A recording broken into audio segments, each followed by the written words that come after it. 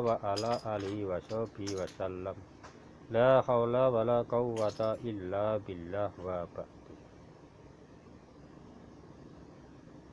Pada para sedulur sedaya, para sesepuh sedaya, saderengipun kula nggih nyuwun pangapunten mbok bilih ingkang kula wedhan niki menawi terlalu lancang utawi ada kesalahan. Karena ados kula nggih namung manungsa biasa yang selalu nggadah kesalahan. Tetapi tetap berusaha untuk berbuat baik dan berbuat yang seharusnya. Dalam hal ini saya membahas tentang ilmu manunggal nang pangeran. Manunggal le kawula Gusti. Sebenarnya ilmu manunggal itu tidak hanya satu, tetapi ada tiga. Satu, manunggale kawula Gusti. Yang kedua, manunggaling rasa. Yang ketiga, manunggale urip. Untuk manunggale kawula Gusti sebelumnya sudah saya bahas di YouTube, di channel YouTube Ridho Refleks ini sebelumnya. Nah, sekarang saya membahas tentang manunggale rasa dan manunggaling urip. Apakah manunggale rasa itu? Jadi begini, yang namanya rasa itu kan penuh dengan nafsu. Rasa kecewa, rasa sakit hati, rasa dendam, rasa iri, rasa dengki, rasa benci, rasa ingin dipuji, dan lain-lain. Tetapi juga ada yang namanya rasa yang baik, rasa ingin untuk jadi orang yang baik, rasa ingin untuk berbuat yang untuk mengembangkan, menyebarkan sebuah agama, rasa ingin untuk menjadi negara ini maju dan lain-lain. Maka untuk mewujudkan itu manunggaling rasa itu bisa dimanunggalno nang Kang Maha Urip. Rasa seneng bila dimanunggalno bisa jadi ilmu pelet. Rasa dendam bila dimanunggalno dadi ilmu santet. Rasa saking kepingine mulya uripe iso dimanunggalno dadi ilmu ngepet dan lain.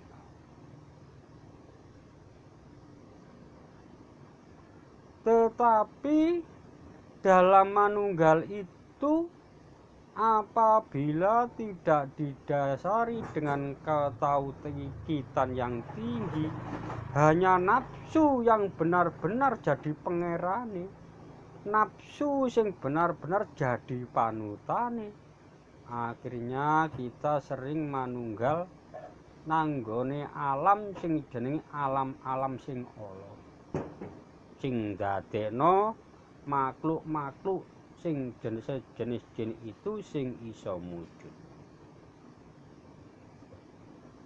Krana apa?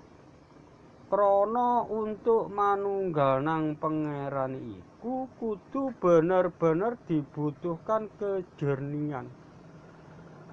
Jadi tidak sekedar ingin dimanunggalno langsung jadi. Perlu diingat bahwa alam ini kan penuh sap-sap.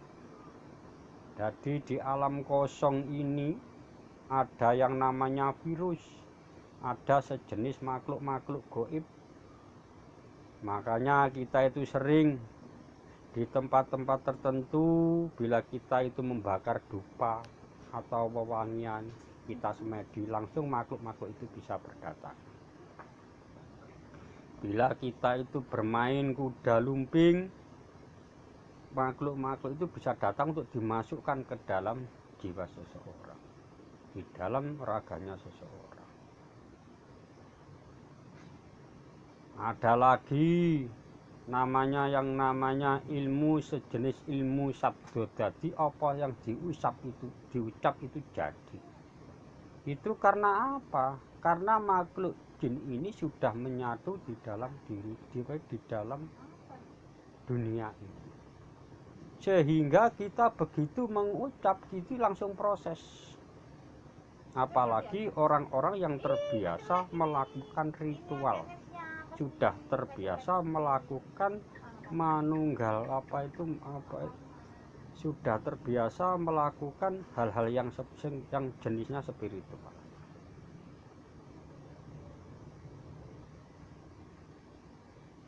Terus yang ketiga, manunggale urip. Belum. Lah, manunggaling rasa itu caranya bagaimana? Nah, caranya itu satu, harus ditaruh dulu jasadnya, diheningkan, didiamkan. Akalnya pun juga didiamkan. Tapi rasanya dijadikan satu untuk satu tujuan. Contoh terkecil, kita sedang tidak suka dengan atau suka dengan seorang wanita. Nah, kita manunggalkan rasanya, mewujudkan, membayangkan wajahnya. Ya, seakan-akan mereka itu terperdaya, kena. Akhirnya dia bisa terpelet di rumahnya itu, mereka itu kelimpungan. Karena apa? Sukmonya sudah sampai bawah, terus akhirnya terpengaruh. Ada lagi yang sejenis ilmu santet. Dibayangkan sukmanya, dimasukkan ke dalam boneka, dianu dengan jarum, akhirnya mereka tertusuk-tusuk.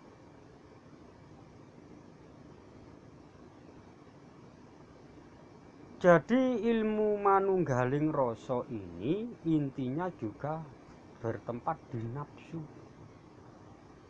Walaupun begitu ya tidak mudah untuk melakukan itu. Karena apa? Harus bisa menyatukan satu rasa, untuk dijadikan satu rasa. Nah, yang harus bisa melerkan nafsu-nafsu yang lain hanya untuk satu tujuan. Yang kedua, harus bisa melerkan, mendiamkan, mengheningkan akalnya di saat itu. Untuk mengheningkan jasadnya di saat itu hanya untuk menghidupkan rohnya, apa itu nafsunya, rasanya itu. Terus dimanunggalno ke alam kosong itu. Maka akhirnya terwujud.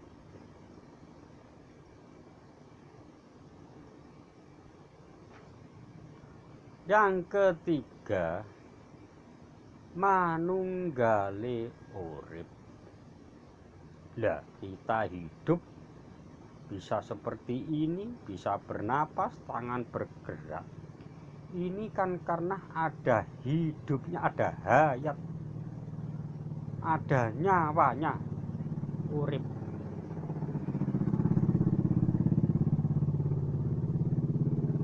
Jadi urip ini yang nguripi jasate, ya nguripi akale, ya nguripi atine amarga ana nyawane.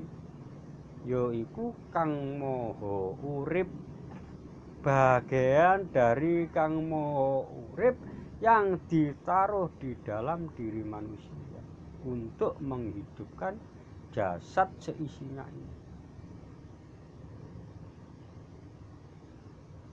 Nah, yang namanya nyawa, roh itu suci, tidak punya keinginan apa-apa. Tugasnya hanya untuk menghidupi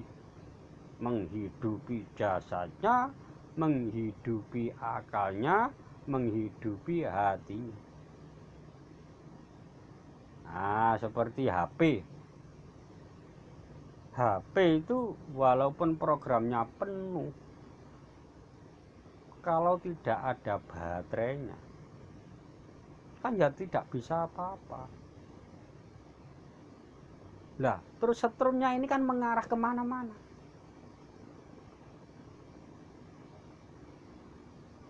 Ya, untuk manunggali urip, rasanya ini harus ditaruh. Jadi nafsunya ini diheningkan, didiamkan. Jasadnya ini juga diheningkan, didiamkan. Akalnya juga didiamkan, diheningkan, ditinggalkan hidupnya, uripe, nyawane. Maka ada yang namanya wiritan hu Allah itu jadi menghidupkan rohnya untuk menyatu dengan Allah. Jadi kul huwallahu akad, hu untuk Allah dan hu untuk manusia ini bisa disatukan.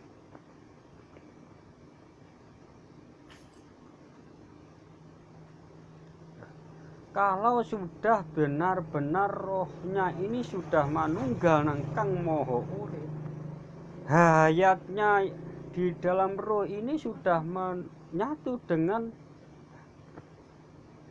Kang Maha Hayat, Urip, Kang Maha Hidup, maka melebur jadi satu.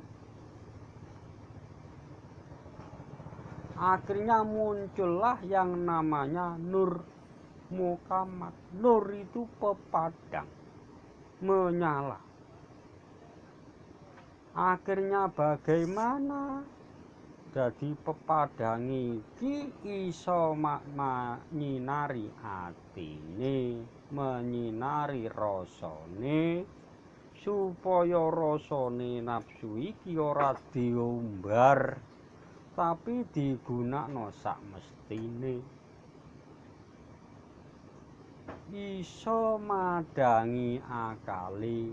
Jadi akale dengan sendirinya kalau sudah oleh pepadang, akale iki yo iso wae dadi cerdas. Jadi selalu berpikir untuk hal-hal positif. Terus madangi jasate. Jadi matanya hanya senang dibuat untuk melihat sesuatu yang sifatnya untuk kebaikan, dibuat membaca pelajaran, dibuat baca apa, dibuat lihat sesuatu yang sifatnya itu untuk kemanfaatan. Madangi jasate melalui tangannya juga kreatif, tidak mau diam, selalu aktivitas untuk hal-hal kemanfaatan.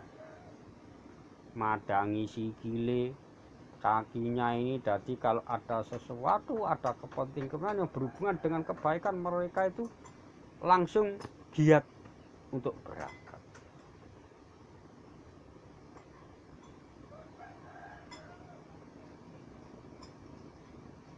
Jadi referensi jadi perwujudan dari manunggaling urip ini bisa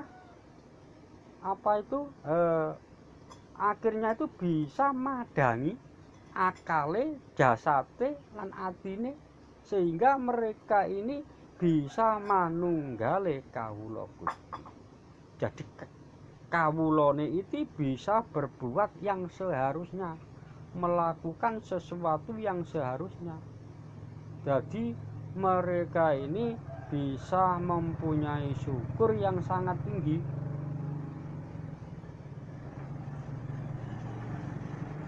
Jadi atine ini gampang semeleh, ora gampang iri, ora gampang dengki, ora gampang benci. Tapi di dalam hatinya itu selalu eling. Jadi selalu ingin berbuat sesuatu yang terbaik.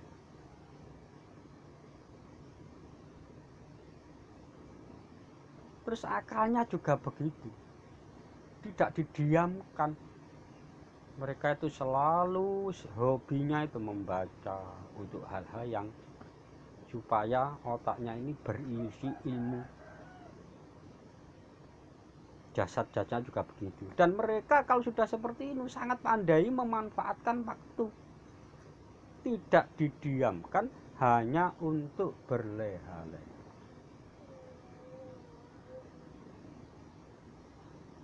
Jadi referensi kalau sudah bisa manunggaling urip itu mereka akan bisa manunggalno rasane nang hal-hal kebencian, terus bisa manunggalno kawulane nanggone alam seisinya. Maka dalam hal ini sering kita itu melihat sejarah para nabi, para wali, ahli-ahli kita, imam-imam kita, leluhur kita. Mereka ini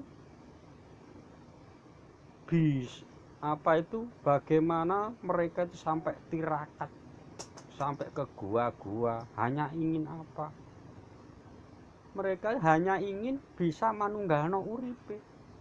Sampai senang menyendiri, menjauhi kebutuhan-kebutuhan dunia hanya karena ingin manunggaling urip. Karena apa?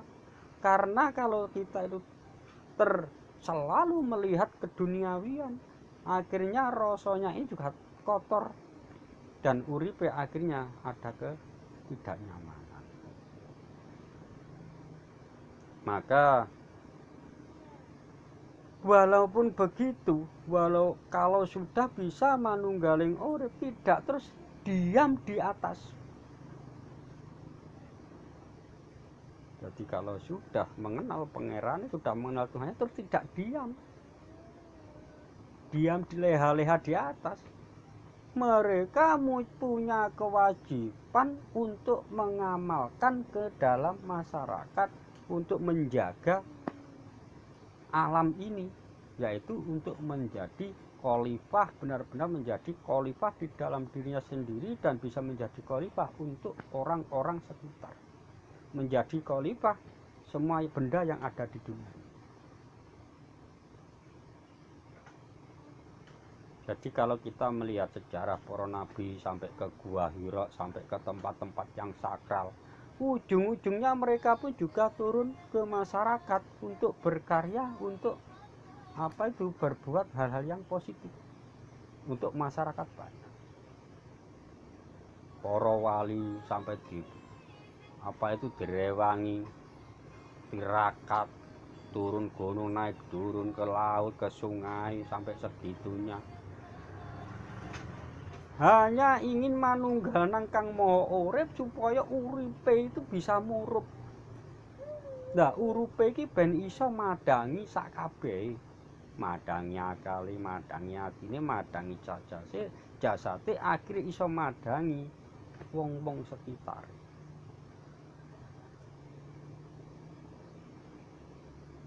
Jadi sebenarnya manunggale kawula Gusti itu bisa sampurna kalau mereka ini benar-benar sudah bisa manunggaling urip. Kalau mereka tidak bisa manunggaling urip, ora oleh pepadang ya ora bakalan iso.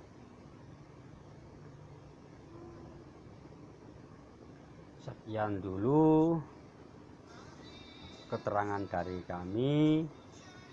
Semoga ini menjadi wawasan agar kita itu tidak salah kaprah dalam pengertian yang namanya ilmu manunggal, manunggaling kawula Gusti. Jadi manunggal itu ada 3. 1 manunggale kawula Gusti, yang kedua manunggali rasa, dan yang terakhir adalah manunggali urip, yaitu yang puncak. Tapi ujung-ujungnya harus bisa ke bawah lagi untuk berkarya manfaati sebanyak-banyaknya orang. Sekian, terima kasih.